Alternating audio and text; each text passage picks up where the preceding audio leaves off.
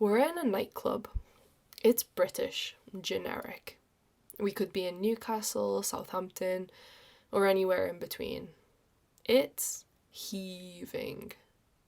The songs are the songs from the radio, just louder. The drinks are cheap, everybody has one. Gold and blue liquids poured into big plastic cups.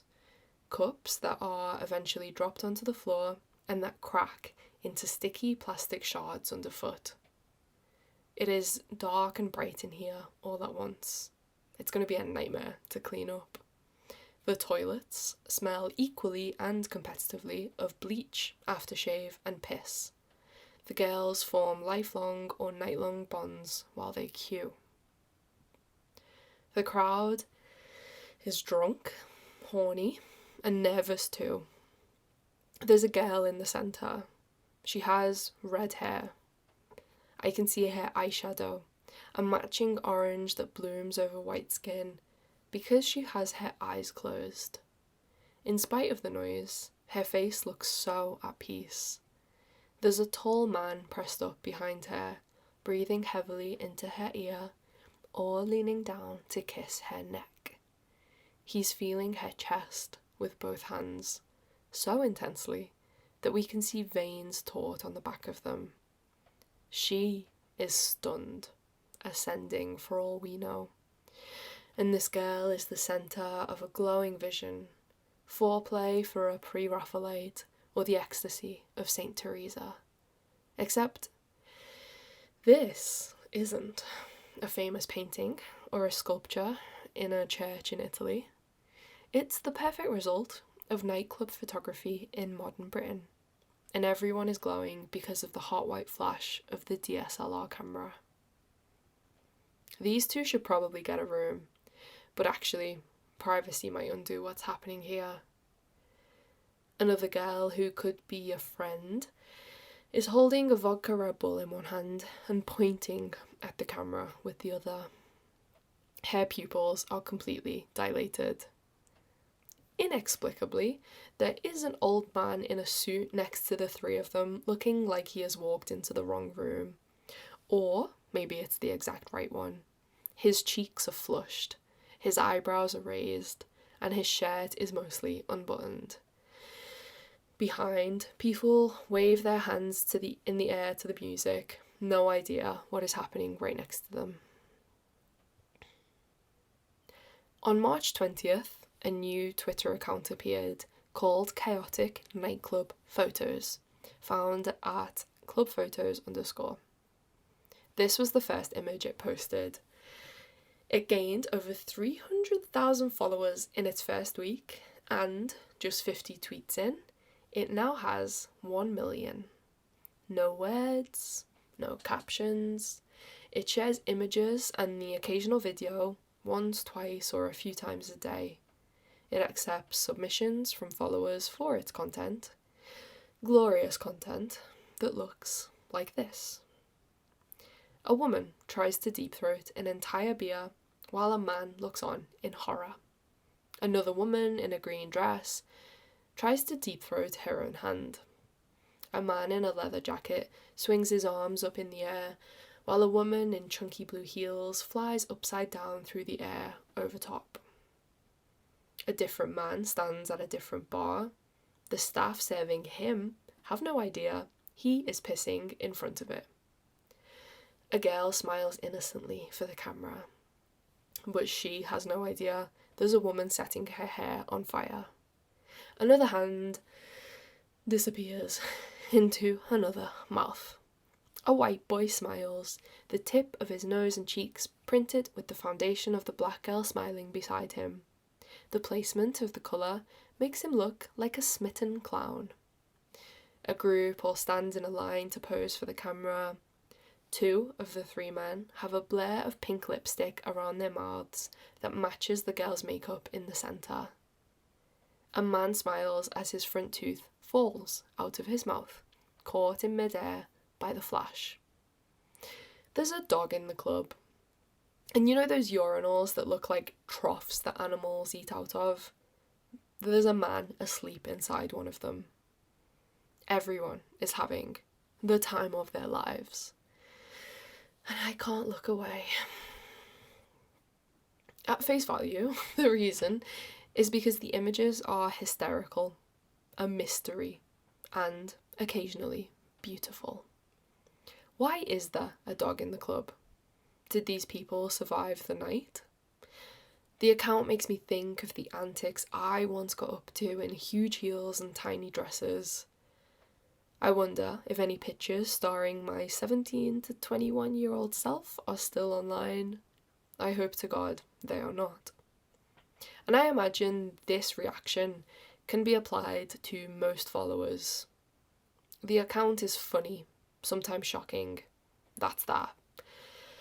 And that's enough. Except I am so fascinated by this account that I want to give more words to the topic.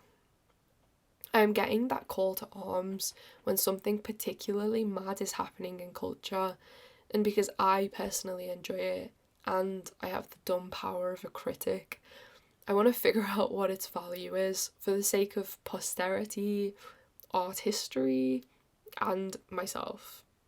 Like, where has this all come from? For as long as there have been nightclubs, artists have been chronicling what goes on inside them. For some reason, this is very funny to me. Too many artists are very serious people, so to imagine some of them embedded on a dance floor, it makes me feel relieved. But in this long lineage of art history in the run-up to chaotic nightclub photos, everything is unrecognisably calm. Like, boring. As much as I want to see a Victorian man deep-throating his friend's pocket watch for a laugh, that image simply does not exist. Even if people were up to no good, and good for them, the naughty or eponymous chaotic activities never make it into the art of the time. I'm gonna blame a hangover of religion for making everyone in the past look like they had boring nights out. Anything taboo is whispered. The earliest nightclubs appeared in New York in the 1840s. An article in a 1927 issue of The New Yorker reflects on when New York was really wicked, with contemporary engravings of concert saloons from the 60s. These saloons provided dancing and liquor, but the principal attractions were the waiter girls and the low theatrical performances. Although some of the cheaper establishments, particularly those along the Bowery, offered as entertainment only a piano virtuoso who was always drunk and was always called the Professor. Music, bevies, and women serving them. Time is a flat circle. In the images, everyone is seated and fully clothed. The other day, Chaotic Nightclub Photos shared a picture of a girl pulling her own skirt up to take a photo of her crotch. It currently has 81,000 likes. You can see my issue here. It is a trip looking back. Edward Manet's last major work, painted in 1882, shows a blonde barmaid front and centre at the Folie Bergère, a bar that offered entertainment ranging from ballet to circus acts, and where the barmaids were assumed to be sex workers on the down low. The down low stays there. In the mirrors behind her, we can see a sea of people under the chandeliers. Henri Toulouse-Lautrec was famously painting Parisian nightlife as early as 1888, showing us dancers kicking their legs at the Moulin Rouge. In his paintings, there are crowds pressed up against one another, and abstract lines to indicate movement and flow around the room. He captures the look and feel of a space filled with music. But by modern standards, his work just touches the surface. The same goes for John Sloane's 1907 painting of people walking into the Haymarket Club. The sign above the door illuminates the entrance. There is a whole glow of activity through the windows, but the artist stays carefully outside. It just seems cute that there were nightclubs that long ago. But who wants a nightclub to be cute? Also, in 1888, the Brooklyn Daily Eagle described another of New York's first nightclubs, Webster Hall, as, and I quote, "a big, bare, dingy place where all the year-round discontented men meet to discuss their wrongs and sympathise with one another, and where secret societies and political organisations, labour unions and similar associations make a business of pleasure. It is a grimy neighbourhood where the rattle of retail trade continues all day and leaves poverty to toss itself to sleep at nightfall." This sounds like what we're looking for, but when they made a business of pleasure, what did that look like? Because the earliest images of Webster Hall by photographer Jesse Tarbox Beals, likely taken in the early 1900s, just show girls lined up in a costume ball, lightly holding each other's dresses to make a procession. I am disappointed at no one in particular, just everyone, and also myself. Over in Europe, Jean Mamen was painting carnival crowds in Berlin in the 1920s, with a covert focus on lesbian couples dancing closely, head to head, all dressed up and bright. Very sweet and polite, kind of cute again. And on my internet travels from the 20s onwards, I just found a lot of photojournalism and archival footage of nightlife across the world that continued to keep up appearances. Even when I arrived at the late 70s Studio 54 era of glamorous celebrity exclusivity, and even though there are stories of sex on the club's balcony and open drug use, the pictures stay so incredibly clean. Grace Jones wears red sunglasses that match her red lipstick on the dance floor, wrapped in a huge piece of glittering blue fabric that comes down from a headdress to twist around her waist and end up in a knot. A young Dolly Parton strokes a huge white horse in the club, except it seems kind of normal that there's a horse in the club. And then Bianca Jagger arrives on another white horse to celebrate her 30th birthday. I guess this establishment was just used to horses. I understand that the celebrities starring in the images might explain why the photos stay proper. I'm just personally surprised that none of the edgier moments broke through. That would make me like them more. Back over in the UK, Denzel Forrester was creating drawings that lasted the length of a record. Set up in dance halls in London in the early 80s, he would take the sketches back and turn them into huge abstract paintings in his studio. Abstract, but still locatable. He writes, "In these clubs, city life is recreated in essence. Sounds, lights, police sirens, bodies pushing and swaying in a smoke-filled room. The abstraction actually feels more sincere in some ways. People turned into spirits made of colour and light embody or transcend the atmosphere Forrester describes. And so it feels like we're getting there. Things are getting recognisable whilst loosening up." Wolfgang Tillmans was there to document club culture after the fall of the Berlin Wall in 1989. Important work, considering both the social history and the no-photo policies in place. In a Crack magazine podcast, he said, "For me, photographing queer spaces isn't voyeurism. I feel I have a duty to preserve it." In Mark Lecky's film Fiorucci Made Me Hardcore from 1999, he collages tape footage from the 70s, 80s and 90s of underground raves and Northern Soul. Heady cuts and crops mimic the unstable, high atmosphere of clubbing at the time, and even if sex and drugs aren't pictured, they feel like they're just off-camera in these works, which seem to praise the distinct spiritualism of the night. Art feels like it is finally coming to life, and this run of art based on nightclub scenes, from the Victorians to chaotic nightclub photos, is reaching the finish line. To continue this trajectory, we might look to Wu Sang, working with the Silver Platter Bar in Los Angeles in the 2000s, but we might not look to artists at all. We might not need to. Once we're over the Millennium Hill, people have cameras and camera phones, paparazzi are ruining people's lives, Google Images exists, and social media is born. Even though artists still take club culture as a starting point for inspiration, they aren't the only ones with the scoop anymore. Documentation is being produced on an exponential rate by everybody, all of the time. Everyone's taking part in this group project of a documentary lifestyle.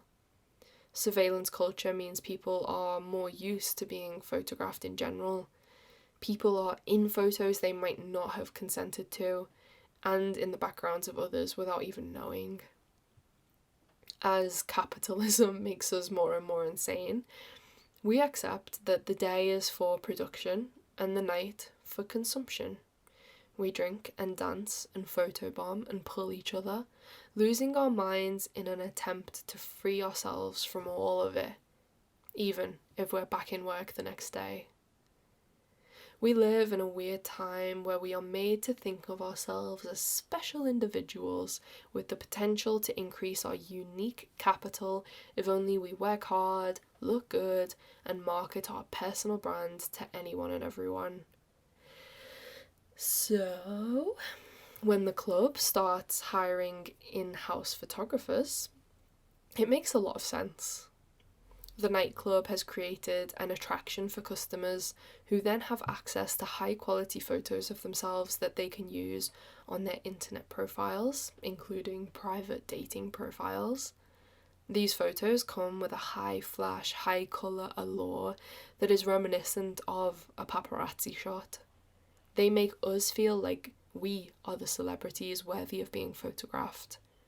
We are drunk when these pictures are being taken, and so we are charmed by the fantasy. Plus, the club has also expanded their business. Not only can punters purchase images on keyrings and other tat, but all these images, produced night on night, are easy marketing. Whack the logo of the club in the corner and hope others will see what their friend has been tagged in and pop down for the same treatment. At the same time as these developments, the internet is going mad for memes. A popular meme format emerges based on the tabletop game Dungeons & Dragons, where players create their own characters with the help of alignment charts, which consist of two axes. One that plots lawful, neutral, and chaotic personality traits, with another for good, neutral, and evil. Internet users swap words in and out or take the original chart to plot characters in popular bands and shows and so on for their own amusement. As to be expected with the replicating nature of memes, the word chaotic appears more and more online, but especially in meme-heavy internet circles where gimmick accounts are familiar to the timeline. Gimmick accounts include parodies on social media of real people or fictional characters, as well as subject-specific accounts and creative bots. I follow many because most tweets make me angry or bored, and these are always like a weird treat, breaking up the timeline with nonsense or art. If you're not familiar, take a look at Unicode_garden, which is a bot that generates random squares of emojis and computer symbols to make a garden in the 280 character long text box. Or the hundreds of no context accounts, for example, at UK Grand Designs. No context accounts share subtitled screenshots from TV shows and films that followers then save or quote tweet for their own meme ends. More recently, I've been noticing gimmick accounts that build on the language and extreme personalities of alignment charts, bringing all of these elements together. Absolutely insane YouTube comments, which is at insane people YouTube, or I'm lying, it's at insane PPLYT. There's also chaotic Facebook posts at chaotic Facebook, and of course, chaotic nightclub photos. All three of these accounts have only been tweeting in the past few weeks, immediately attracting huge follow counts of the very online users primed to enjoy them. It is out of these conditions that chaotic nightclub photos is born. We let loose because we need to. We take 1 million photos to sell ourselves. We are so surveilled, we feel anonymous. We entertain or reassure ourselves by looking at people we think are madder than us. And we continue to chronicle nightclub hijinks like we've always done, because they're always there to chronicle. While all the examples of club-related artworks are united in a common goal to capture the energy of nightlife, the difference here is that the images created through modern nightclub photography are not made by artists in the usual fine art sense.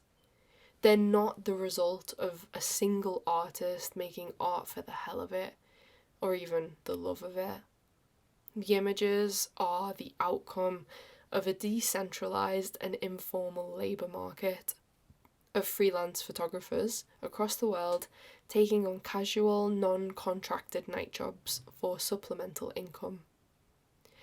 This practice is so painfully typical of the time we are living through.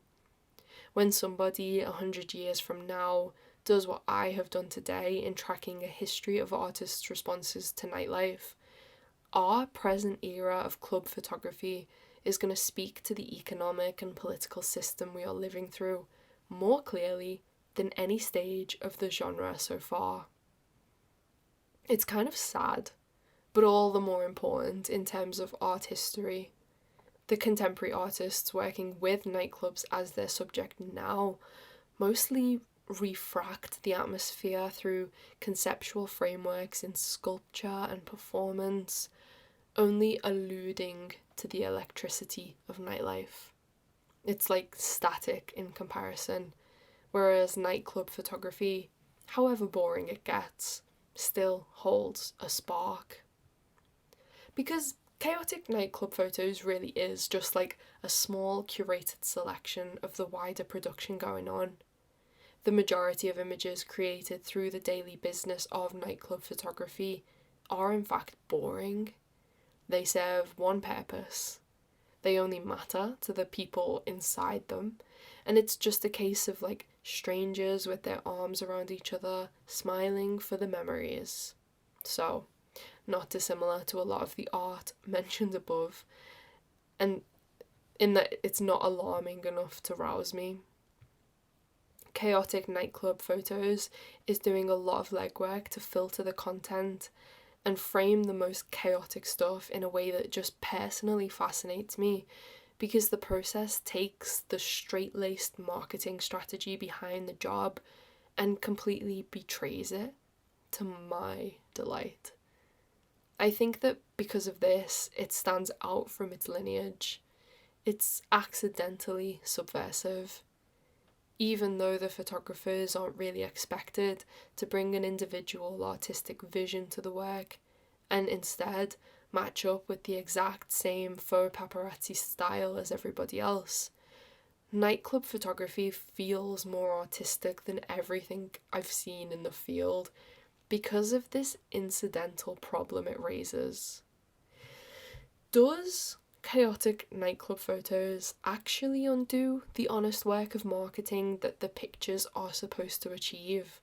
Or does chaotic nightclub photos help in the marketing of a particular nightclub because it sends the image of that place completely viral?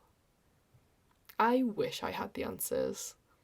I recognise that Chaotic Nightclub Photos doesn't tweet out the locations in pictures, but there's almost always a reply from someone who recognises the venue or the logo in the corner.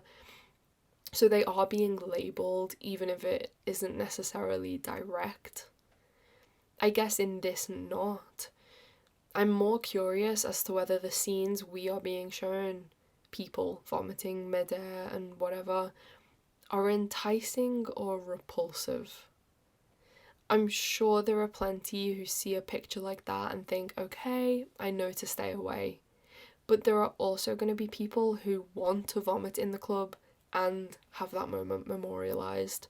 And part of me loves that for them because I kind of love to see it. As Chaotic Nightclub Photos wrestles with this question of marketing and anti-marketing, it turns something else on its head as well. When I was reading about Wolfgang Tillmann's photography in clubs in Berlin in the 90s, there was a lot of emphasis on the no photo policies he was denying in his work. Those policies still stand for some venues today, not just in Berlin, but elsewhere.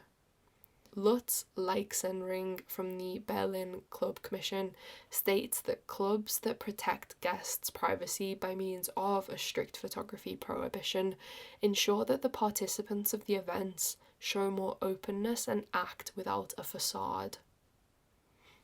It's hard to argue with that. We can't know what the people in Chaotic Nightclub Photos scenes would be like if they were put behind closed doors. We can't know who is not allowed to feel or present as their full selves, given the threat of hate crimes in this country and across the world. And still, Chaotic Nightclub Photos seems to run through the facade like it's a finishing line ribbon at the end of a fun run. People also act up to the camera in ways they otherwise wouldn't. I found myself doing this when I wrote the introduction comparing a girl to a pre-Raphaelite, but the contents of these images are often dramatic in a way that is reminiscent of allegorical scenes from art history. A few years ago, there was another gimmick Twitter account called Tabloid Art History that put tabloid shots alongside Da Vinci's and Bacon's. In an interview with Vox, the creators tried to make sense of the project, writing, tabloid images, celebrity photo shoots, reality TV appearances. They are all just byproducts of visual media. We engage with them in the same way that past societies engaged with paintings of the Madonna in the Renaissance, or royal portraits, or the Cassandras and Athenas from the classical period. When talking about the benefits of comparing the tabloids with art history, they explain, you also get to see a lot of formal similarities, shapes and colours and positions that are similar and seem to convey the same messages. You learn so much about the way you consume images, past and present, in that way. There could easily be yet another gimmick account that exists to respond to Chaotic Nightclub Photos in the same way. And actually, followers regularly reply with classic artworks that they think match up well. Some artists even turn the club photos into art history edits. I mention tabloid art history here at the end of this text to bring us full circle. Chaotic Nightclub Photos made me wonder if any previous art around nightclubs was as unhinged or explicit. I think this is because I enjoyed it so much that I wanted to know if there was more like it to consume. And I think I was on the hunt because if everyone in the past was just as rowdy as we are, I would find it reassuring to know we have always been like this and it's not just capitalism making us do these cursed things. While I might not have been able to find anything that stood up to Chaotic Nightclub Photos, which is not to say it does not exist, just that I'm probably a bad researcher, the work of tabloid art history has made me realise that there is a common magic going on. Whether or not I or anybody else can personally project specific references onto the photos doesn't matter. we still get the sense that some of them elevate our mortal nonsense into something important, something from a story, something to be remembered, something to be photographed. That's the end. Again, if you want to look at any of the artworks mentioned, everything is on the written version of this text. Okay, I'm off. I hope you are okay wherever you are, and I'll see you on the next one. Mwah, bye bye.